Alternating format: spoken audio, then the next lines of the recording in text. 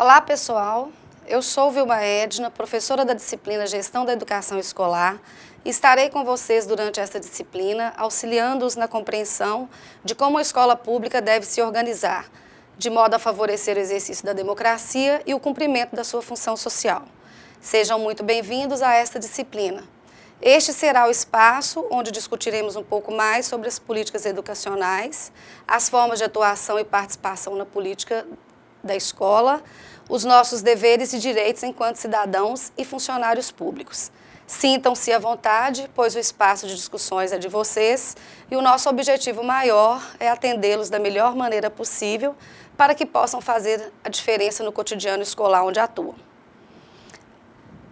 Espero que estejam aproveitando bem esta disciplina, pois ela é muito importante na sua formação enquanto funcionários da rede pública de ensino. Funcionários conscientes, cientes do papel social da escola, das concepções da educação e da relação escola-sociedade, dotados de habilidades que os colocam como educadores e gestores dos espaços e ambientes de comunicação e tecnologia na escola. Este é o momento da nossa segunda aula e iremos aprofundar nossas discussões sobre a gestão democrática da escola pública e identificaremos e analisaremos formas de participação que contribuem com a democratização da gestão escolar. Vejamos o slide. A efetivação da gestão democrática é fruto da mobilização dos trabalhadores em educação, das comunidades escolar e local.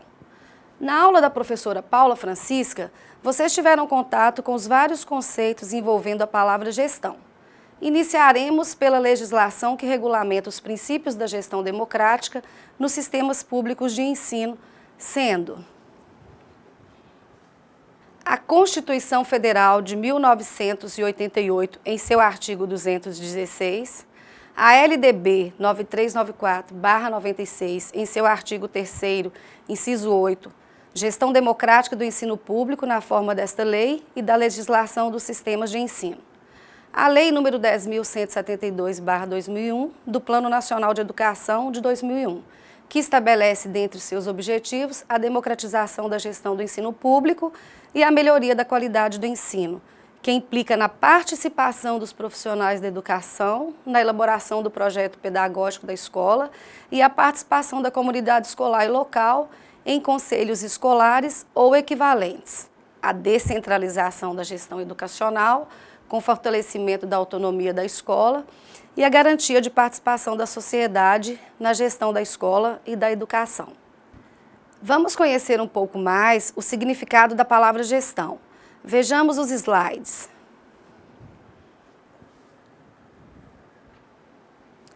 Gestão: forma de planejar, organizar, dirigir, controlar e avaliar um determinado projeto. Sinônimo de administração: visa a racionalização de recursos materiais, recursos humanos e tem por meta o alcance de uma determinada finalidade. Vejamos então o conceito de gestão escolar. Gestão escolar: forma de organizar o trabalho pedagógico que implica visibilidade de objetivos e metas dentro da instituição. Implica gestão colegiada de recursos materiais e humanos, planejamento de suas atividades, distribuição de funções e atribuições na relação interpessoal de trabalho e partilha do poder. Diz respeito a todos os aspectos da gestão colegiada e participativa da escola e na democratização da tomada de decisões. É importante destacar que a gestão escolar se estabelece na escola como um meio para que os objetivos da instituição sejam alcançados, como planejar, organizar, dirigir e avaliar. Para tanto, existem várias formas de gestão e cabe à escola escolher qual é a mais adequada. Percebemos, então, que a gestão da educação escolar exige um processo bem mais participativo e democrático, por se tratar da gestão de um processo de natureza complexa, humana e social.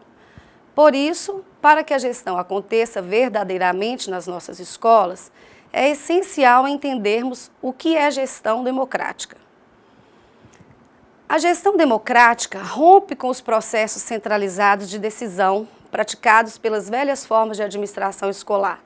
embasadas nas teorias das escolas de administração, e passa a enxergar a escola como um todo, onde as decisões nascem das discussões coletivas, envolvendo todos os seus segmentos: alunos, pais, funcionários, professores e comunidade. Desta forma, a gestão democrática pode ser entendida como espaço de participação, de descentralização do poder e de exercício da cidadania, uma vez que possibilitará a construção de projetos educacionais com qualidade social a partir das demandas da comunidade escolar, nos quais a escola, em seus diversos espaços e tempos, contribuirá efetivamente para o exercício dos direitos, a formação de sujeitos como cidadãos participativos, críticos e criativos, reafirmando os princípios da democracia, da solidariedade, da justiça, da liberdade, da tolerância e equidade, na direção de uma nova sociedade, mais justa, igualitária e fraterna para todos. Pessoal, disponibilizei para vocês na sala virtual um vídeo bem interessante que é um exemplo prático da efetivação da gestão democrática e participativa em uma escola. Bem, a participação efetiva de todos os membros da comunidade escolar e local é a base para a democratização da escola e de sua gestão, e é um processo a ser construído coletivo e diariamente. Quando se fala em gestão democrática, é preciso pensar também em autonomia. A escola que pretende vivenciar a gestão participativa precisa conhecer melhor os seus conceitos, dimensões e formas de autonomia. Para a pesquisadora Neves, a autonomia é a possibilidade e a capacidade da escola elaborar e implementar um projeto político-pedagógico que seja relevante à comunidade e à sociedade a que serve. Neste sentido, Veiga destaca 4 dimensões da autonomia consideradas básicas para o bom funcionamento de uma instituição educativa. Vejam os slides. A autonomia administrativa consiste na elaboração e gerenciamento dos planos, programas e projetos. A autonomia jurídica diz respeito à possibilidade de a escola elaborar suas normas e orientações escolares, de acordo com a legislação educacional, discutindo coletivamente suas normas de funcionamento, incluindo-as no regimento escolar. A autonomia financeira refere-se aos recursos financeiros disponíveis para garantir o funcionamento efetivo da instituição. Possibilita à escola elaborar e executar suas atividades sob a fiscalização dos órgãos competentes. A autonomia pedagógica refere-se à liberdade de a escola, no conjunto das suas relações, definir o ensino e a pesquisa, condição necessária para o trabalho de elaboração, desenvolvimento e avaliação do projeto pedagógico da escola. É importante destacar que, ao defendermos a autonomia da escola, defendemos que a comunidade escolar seja independente e tenha liberdade para, coletivamente, pensar, discutir e executar o projeto político-pedagógico almejado por ela, não esquecendo que, mesmo tendo autonomia, está subordinada ao Sistema Nacional de Educação, às normas gerais do ensino, não podendo desobedecê-las. Fica claro para nós que a conquista da autonomia da escola é resultado das lutas em prol da democratização da educação por parte dos educadores, organizações sindicais, associações acadêmicas e outros, que entendem ser essa condição necessária para o surgimento de formas organizativas autogestionárias, onde a instituição é administrada por seus participantes em regime de democracia direta, tomando as decisões em igualdade de condições. Vamos discutir agora sobre alguns mecanismos de participação que tornam a escola mais democrática. Para que a tomada de decisão seja partilhada e coletiva, é necessária a efetivação de vários mecanismos de participação, dentre eles a construção coletiva do projeto político-pedagógico, a criação e consolidação de órgãos colegiados na escola, conselhos escolares e conselho de classe, o aprimoramento dos processos de escolha do diretor, o fortalecimento da participação estudantil, com a criação e consolidação dos grêmios estudantis, e a redefinição das tarefas e funções da Associação de Pais e Mestres. Porém, observamos no cotidiano escolar duas vertentes. Na primeira, estão as escolas que utilizam essas instâncias como aliadas de sua gestão, promovendo a participação efetiva da comunidade. Na segunda, temos escolas que constituem esses mecanismos apenas para oficializar suas escolhas, nem sempre democráticas. A forma como são instituídas essas instâncias de participação pode estar a serviço tanto para legitimar escolhas direcionadas, quanto como meio de suscitar discussões no ambiente escolar, efetivando a democração de sua gestão. Daí a importância de conhecermos melhor alguns destes mecanismos. O primeiro deles é justamente a construção e o acompanhamento do projeto político-pedagógico na escola, que está diretamente ligado à questão da autonomia da escola, na medida em que ela tem a liberdade de construir o seu projeto de acordo com a sua realidade. Vocês já devem ter ouvido falar muito sobre projeto pedagógico em diversas disciplinas do nosso curso, não é mesmo? No entanto, quero deixar claro que é imprescindível que nós, profissionais da educação, compreendamos a importância da nossa participação efetiva na sua construção e execução. Nos slides a seguir, veremos o que pensam as educadoras Maria Abádia Silva e Ilma Passos Veiga sobre o projeto político-pedagógico, o que é e o caminho que deve percorrer.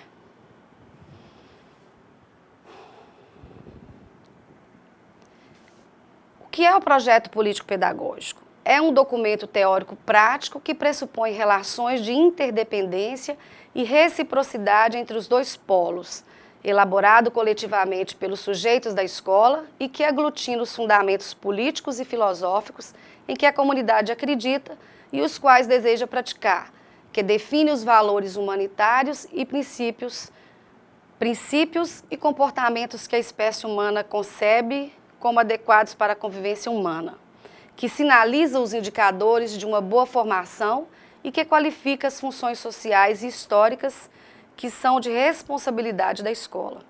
Que elementos o integram?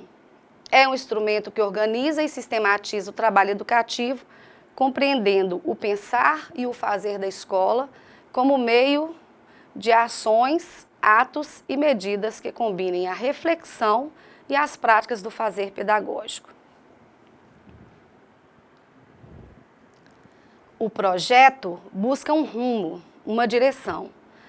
É uma ação intencional, com um sentido explícito, com um compromisso definido coletivamente. E, por isso, todo o projeto pedagógico da escola é também um projeto político, por estar intimamente articulado ao compromisso sociopolítico com os interesses reais e coletivos da população majoritária. Vou sugerir para vocês aqui um outro vídeo que também está lá na nossa sala virtual. Este vídeo nos dá mais informações sobre a importância do projeto pedagógico e a construção da gestão democrática na escola, numa entrevista com o educador Vasco Moreto. Nesta entrevista, vocês verão a importância do projeto pedagógico como instrumento orientador de todas as ações pedagógicas e das atividades a serem realizadas na escola. Sua construção deve ser coletiva e ele deve atender aos valores e às necessidades da comunidade na qual a escola está inserida, como a imagem apresentada no slide. A discussão sobre o projeto político-pedagógico implica entendê-lo, portanto, como um dos principais instrumentos para a organização do trabalho e das atividades da escola e para a definição de sua própria organização pedagógica.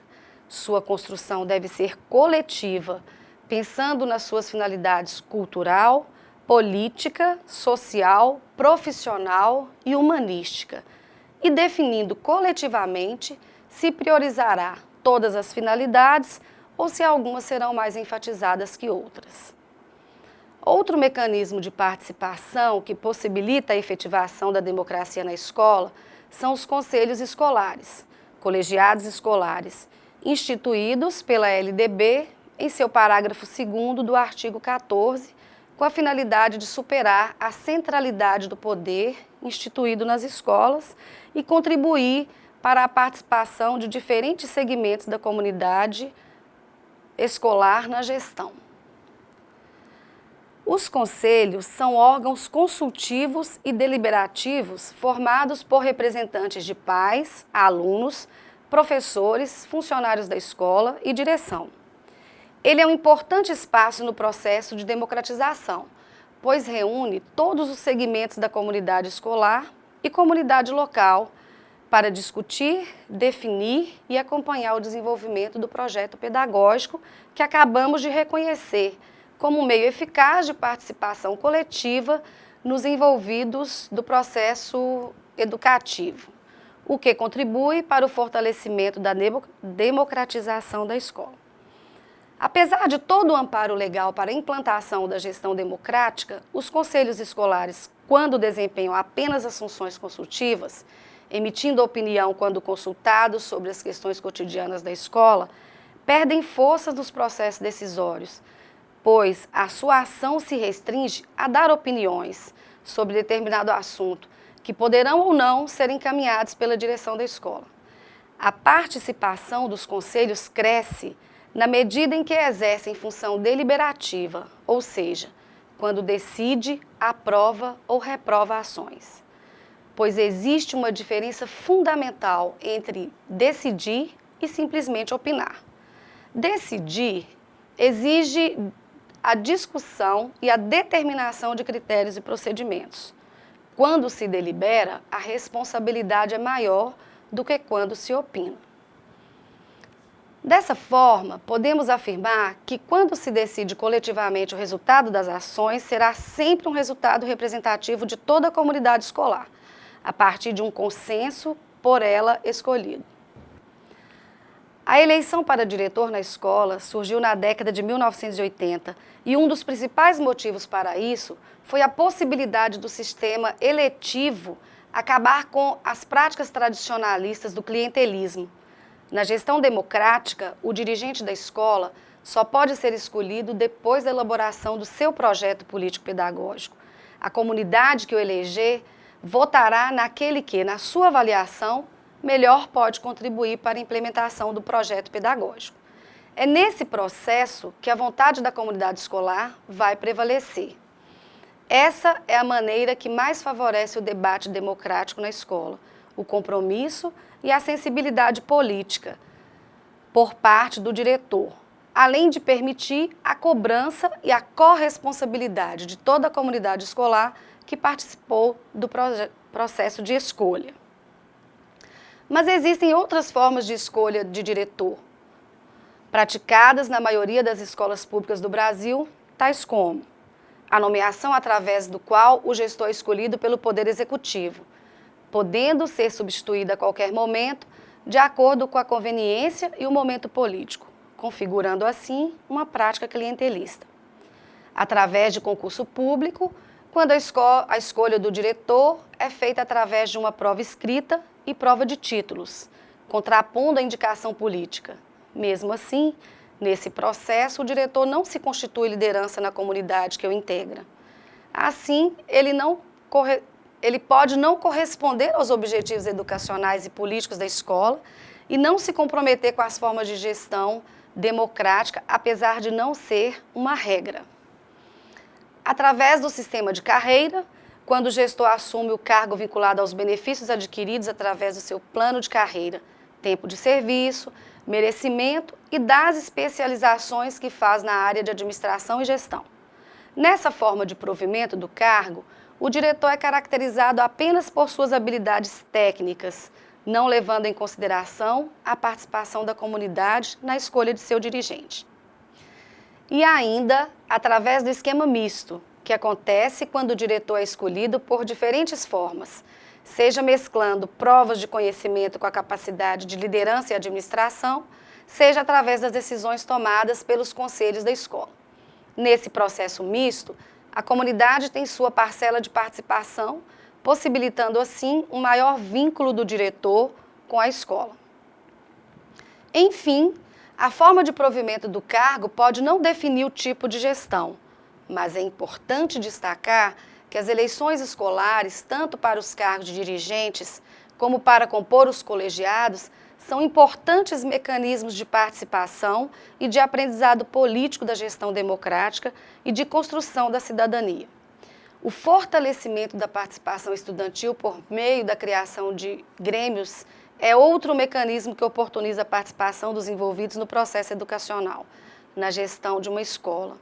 O Grêmio Estudantil é um meio de participação dos alunos na vida escolar e favorece a formação para a cidadania, na medida em que torna-se um espaço de discussão, criação e tomada de decisão acerca do processo escolar e fortalece noções sobre direitos, deveres e convivência comunitária. Por isso, é que um dos principais objetivos do Grêmio Estudantil é contribuir para aumentar a participação dos alunos nas atividades de sua escola. Isso pode acontecer quando o Grêmio organiza campeonatos, palestras, projetos e discussões, fazendo com que os estudantes tenham voz ativa e participem, junto com pais, funcionários, professores, coordenadores e diretores, da programação e da construção das regras dentro da escola. Por essa razão, o Grêmio Estudantil dá aos alunos a possibilidade de transformarem a sua realidade, propondo alternativas, lutando por seus direitos e, o mais importante, exercendo a sua cidadania. A participação dos alunos e do movimento estudantil também é afirmada pela legislação brasileira. Entre as principais leis, podemos citar a Lei 7.398, de novembro de 1985, que dispõe sobre a organização de entidades estudantis de primeiro e segundo graus e assegura aos estudantes o direito de se organizar em grêmios. A Lei Complementar número 444, de dezembro de 1985, que em seu artigo 95 dispõe sobre o Conselho de Escola. A Lei número 8.069, de julho de 1990, Estatuto da Criança e do Adolescente, que garante em seu artigo 53 o direito dos estudantes de se organizarem e participarem de entidades estudantis. E, por fim, a LDB de 1996, que ao estabelecer as diretrizes e bases da educação, garante a criação dos grêmios estudantis. Outro mecanismo de participação de uma escola democrática é a atuação da Associação de Pais, Alunos e Mestres. As associações de pais e mestres são entidades de direito privado sem fins lucrativos, de caráter social e educativo, que têm como finalidade aproximar a comunidade escolar e contribuir com o processo educativo dos estudantes na escola. Sua principal função é atuar juntamente com o Conselho de Escola na gestão democrática escolar, participando das decisões quando as questões financeiras, administrativas e pedagógicas. Esta associação deve ser composta por membros da escola, alunos maiores de 18 anos, pais de alunos e pessoas da comunidade, inclusive ex-alunos, escolhidos em Assembleia Geral, que deve ser amplamente divulgada. Esta entidade deve colaborar com a direção da escola, mobilizando a comunidade para o desenvolvimento de atividades que proporcionem melhorias no processo educacional. Podem ser arrecadados recursos para utilização em atividades culturais, obras e reforma na escola, atividades extracurriculares, cursos ou outros investimentos escolhidos pela comunidade escolar. As atividades devem contemplar a participação dos pais, alunos e professores, propiciando integração e aproximação dos envolvidos na educação. Os recursos podem ser arrecadados através de doações, convênios ou contribuição dos membros das associações de pais e mestres. A prestação de contas acerca da utilização dos recursos deve ser efetuada sempre que solicitada ou na Assembleia Geral. Os membros dessas associações devem participar ativamente da vida escolar. Os pais e estudantes devem ter conhecimento sobre o planejamento político-pedagógico, sobre a normatização e sobre a rotina escolar, sugerindo medidas de apoio e melhorias no ensino. As decisões devem ser tomadas em conjunto pela comunidade escolar, de forma colegiada. São várias as possibilidades de atuação junto à escola: formação de grupos de estudos, cursos para a comunidade, utilização do espaço escolar nos períodos de recesso, escolha dos mecanismos de avaliação, merenda escolar, apoio na conservação dos espaços, dentre outras. Assim, transformam-se em estratégias de valorização do espaço escolar e, consequentemente, da educação construída naquele espaço. Geralmente, as escolas destacam a importância da atuação dos pais na educação dos seus filhos e cobram das famílias participação ativa. Nesse contexto, as associações de pais e mestres tornam-se instâncias referenciais, tanto para as famílias como para a escola. Quando corretamente instituídas, estas associações colaboram para a ambiência da escola, para a aproximação da comunidade e para o ensino de qualidade. Embora a gestão das associações de pais e mestres, principalmente a gestão dos recursos, exija algum conhecimento específico, de maneira geral, todos os membros da comunidade podem contribuir. A organização da comunidade escolar é essencial, pois a escola é um local onde deve prevalecer o interesse coletivo. Nesse sentido, torna-se imprescindível entender estas associações, seus objetivos e papéis, para que os pais possam realmente colaborar na administração da escola em que seus filhos estudam. A escola, por sua vez, terá uma gestão democrática quando possibilitar e incentivar essa participação. Democracia e participação são pressupostos da escola pública e caracterizam o modelo de gestão escolar em que a comunidade se utiliza de mecanismos de participação institucionalizados para influenciar nos rumos da educação e da escola. Sendo a escola um ambiente social formado por diferentes sujeitos, das mais variadas opiniões e comportamentos, é interessante esclarecer que uma escola democrática não é aquela em que todos fazem o que querem, mas sim aquela em que todos fazem o que é bom para todos. Discutimos na unidade anterior os vários mecanismos de participação e decisão da escola e sua articulação com a construção progressiva da autonomia na instituição escolar, envolvendo ainda a elaboração, monitoramento e avaliação do projeto político-pedagógico da escola. Seguiremos discutindo sobre o trabalho e os trabalhadores na escola e finalizaremos discutindo estratégias de efetivação da gestão democrática na escola. O trabalho realizado na escola é fundamentalmente pedagógico. Isso quer dizer que todas as atividades desenvolvidas na escola visam a formação integral do aluno. Desta forma, todos os servidores que ali trabalham, docentes e não docentes, estão envolvidos no processo de formação do aluno. O sistema de ensino brasileiro é um conjunto de escolas que apresenta traços comuns, um conjunto de órgãos administrativos e pedagógicos, um conjunto de recursos humanos, financeiros e materiais, e um conjunto de normas que estruturam e põem em funcionamento o ensino de forma harmônica para buscar objetivos comuns. Conforme a Constituição Federal de 1988, tem 4 tipos de sistemas de ensino: da União, dos Estados, do Distrito Federal e dos municípios, que se organizam em regime de colaboração da seguinte forma: a União organizará e financiará o sistema federal e ainda prestará assistência técnica e financeira aos estados, ao Distrito Federal e aos municípios, para o desenvolvimento de seus sistemas de ensino e atendimento prioritário à escolaridade obrigatória, o ensino fundamental. Percebam que o sistema federal tem o Ministério da Educação e o Conselho Nacional de Educação, este dividido em 2 câmaras, a da Educação Básica, Educação Infantil, Ensino Fundamental e Ensino Médio, e a da Educação Superior. Quanto à composição dos sistemas de ensino, a LDB determina que as instituições de educação superior, criadas e mantidas pela iniciativa privada, e os órgãos federais de educação compreendem o Sistema Federal de Ensino. Os sistemas de ensino dos estados e do Distrito Federal compreendem as instituições de ensino mantidas respectivamente pelo Poder Público Estadual e o Distrito Federal, as instituições de educação superior mantidas pelo poder público municipal, as instituições do ensino fundamental e médio criadas e mantidas pela iniciativa privada, os órgãos de educação estaduais e do Distrito Federal, respectivamente.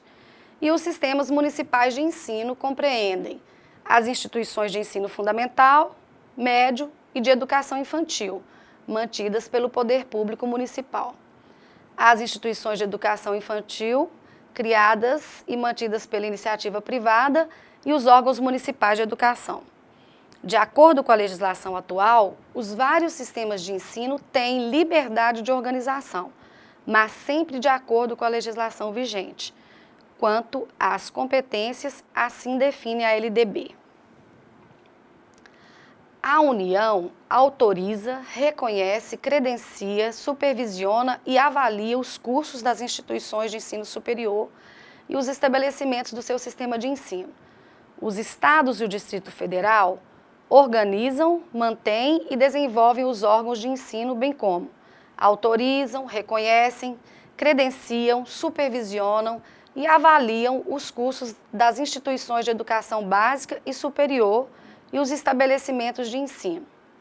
Os municípios organizam, mantêm e desenvolvem os órgãos e instituições oficiais dos seus sistemas de ensino, bem como baixam normas complementares, autorizam, credenciam e supervisionam os estabelecimentos do seu sistema de ensino.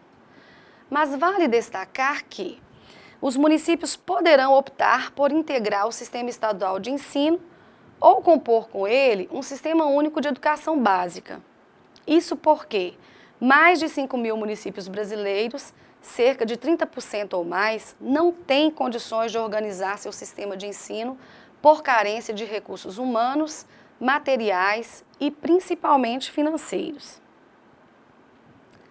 Sabemos que toda instituição escolar necessita de uma estrutura de organização interna geralmente prevista no regimento escolar ou em legislação específica estadual ou municipal.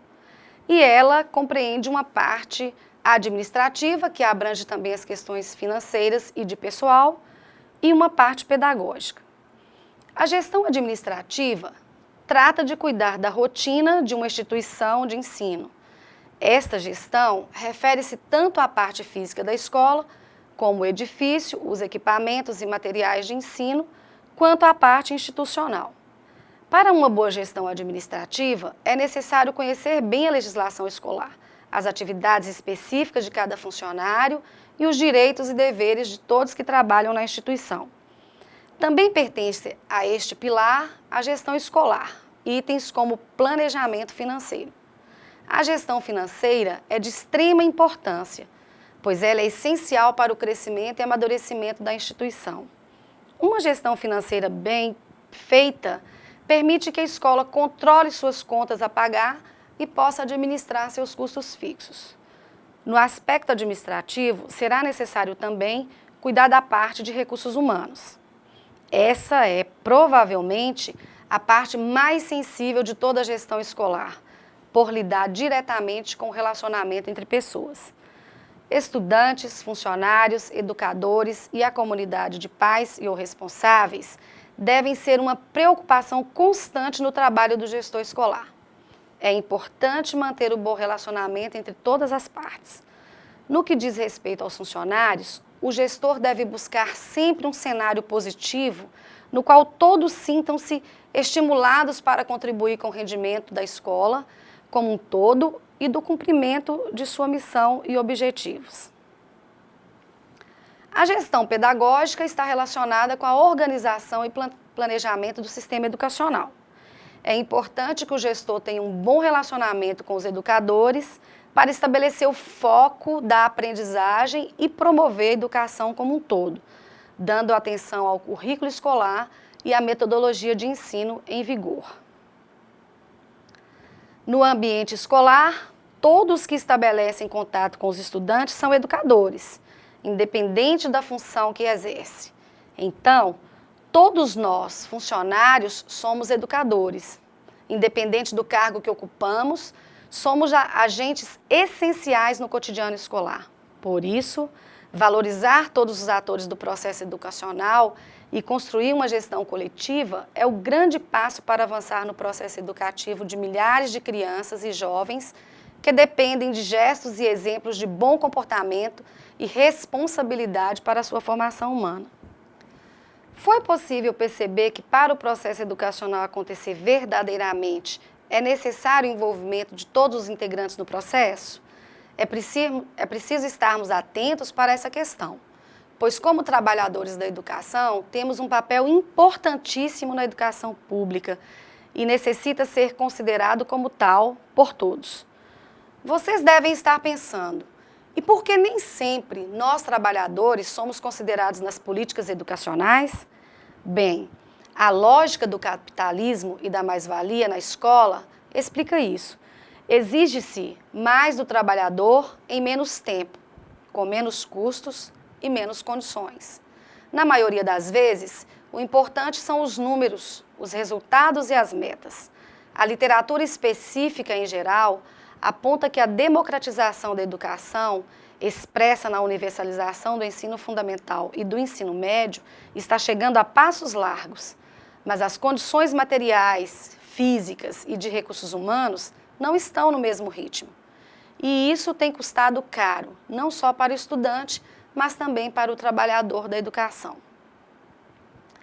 Um conjunto de fatores relacionados à organização do trabalho em escolas e ainda a ausência de política de Estado, digo, de Estado e não políticas de governo, direcionadas a intervir nos problemas e nas precárias condições de trabalho, tem prejudicado não só a saúde profissional do trabalhador, mas também a sua saúde física e mental.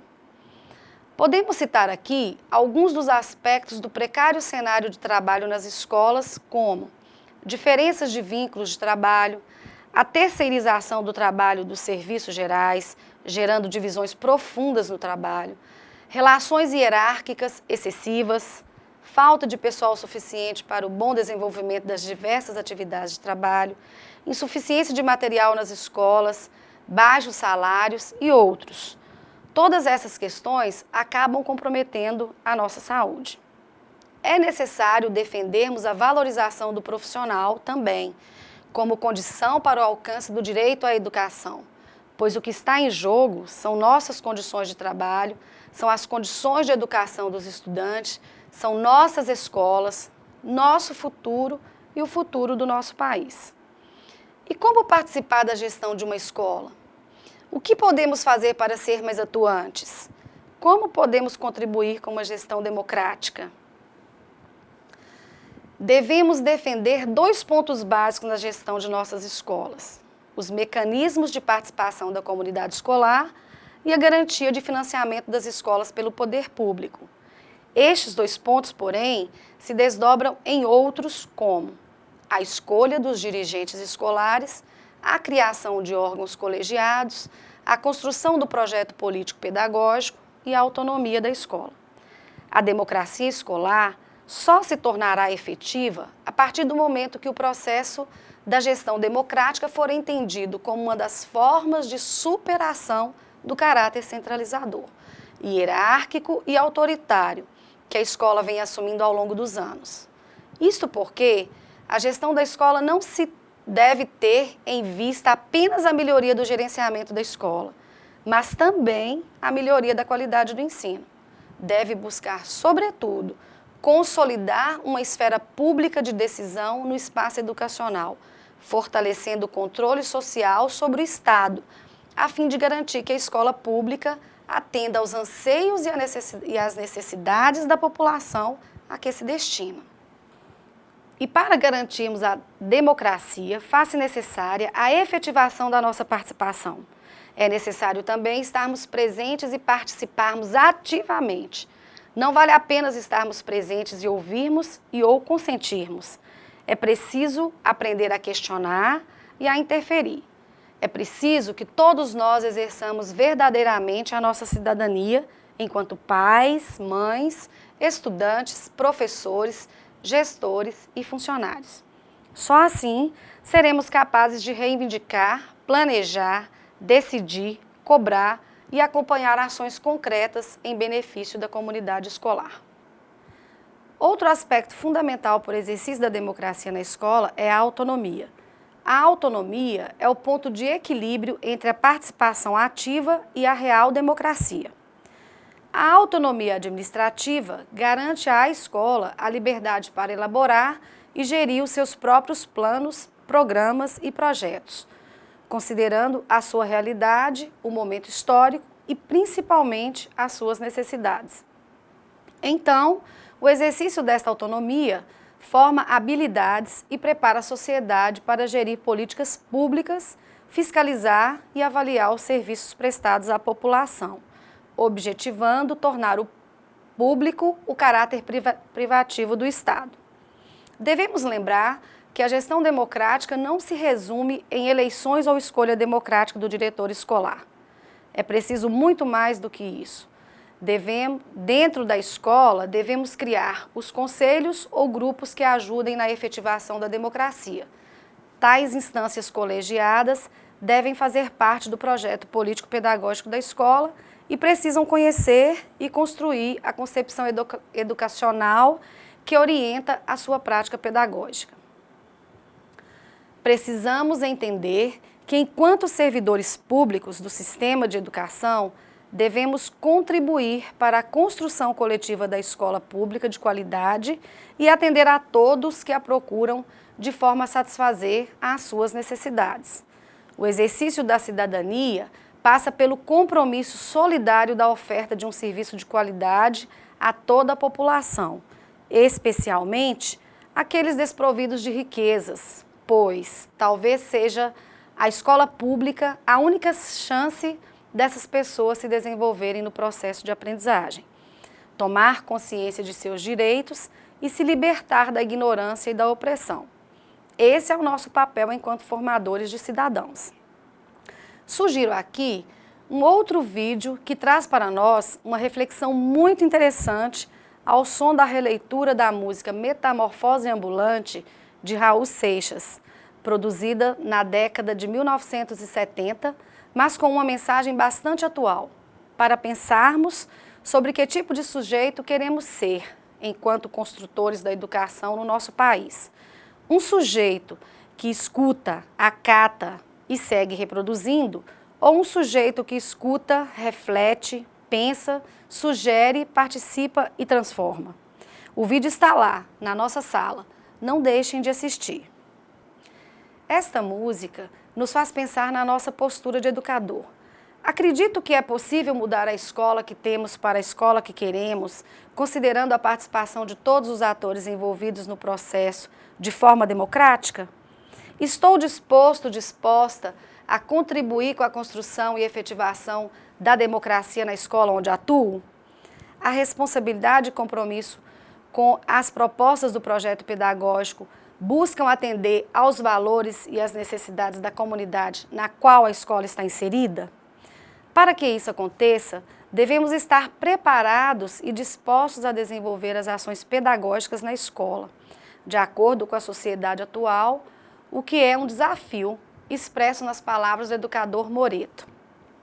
A escola afirma e reafirma que sua missão é preparar para a vida. Observa-se, no entanto, que na vida de grande número de profissionais, o acesso à informação não é apenas recurso, mas condição de trabalho. Os profissionais colocados diante de situações complexas precisam demonstrar competência para sua solução. Para isso, precisam saber consultar.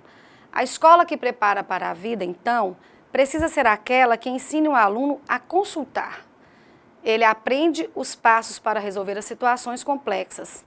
Inicialmente, ele precisa saber analisar uma situação, identificando conceitos, relações e algoritmos a serem utilizados. Mas se durante as provas o aluno não pode consultar, estará sendo preparado para a vida? Que vida? Essa reflexão deve inspirar o sentido das mudanças para a escola, tanto no processo de ensino quanto no da avaliação da aprendizagem.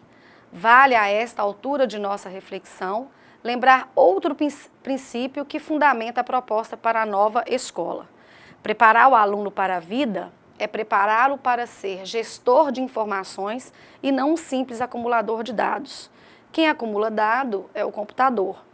Define-se assim o sentido da mudança de postura do educador em contexto escolar. Em lugar de ser o transmissor da informação, ele passa a ser o catalisador, mediador do processo da aprendizagem. Por isso, concordamos que deve haver uma constante preocupação dos educadores de mudar, buscando novas teorias educacionais e novas metodologias de ensino. Desta forma, devemos estar comprometidos com a construção da escola que produza conhecimentos vivos, dinâmicos e atuais, sem, contudo, deixar de considerar o conhecimento e o interesse dos seus alunos.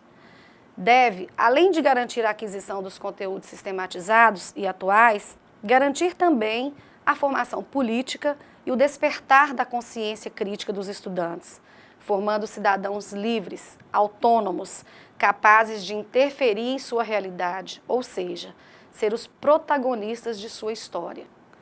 Encerramos aqui a nossa videoaula e para refletir e nos encorajar para a construção da verdadeira gestão democrática na escola, deixo aqui uma mensagem de um dos mais respeitados educadores brasileiros, que muito nos ensinou e ensina, a quem admiro muito. Um forte abraço a todos vocês, sucesso! Tudo que a gente puder fazer no sentido de abrir mais a escola, no sentido de provocar, pedir, desafiar estudantes, merendeiras, zeladores, vigias, diretores de escola, coordenadores pedagógicos, pais, médicos, dentistas, alunos, vizinhos da escola. Tudo o que a gente puder fazer para convocar os que vivem em torno da escola e dentro da escola, no sentido de participarem, de tomarem um pouco o destino da escola na mão também. Tudo o que a gente puder fazer nesse sentido é pouco ainda, considerando o trabalho imenso que se põe diante de nós, que é o de assumir esse país democraticamente, que é o de ter voz, o de ganhar voz, e não apenas de falar, não apenas o de dar bom dia. Ora, o conselho de escola é um dos momentos, é um dos meios que a gente pode servir, se é que eu posso usar esse verbo, nessa luta pela democratização da escola e pela democratização do ensino no Brasil.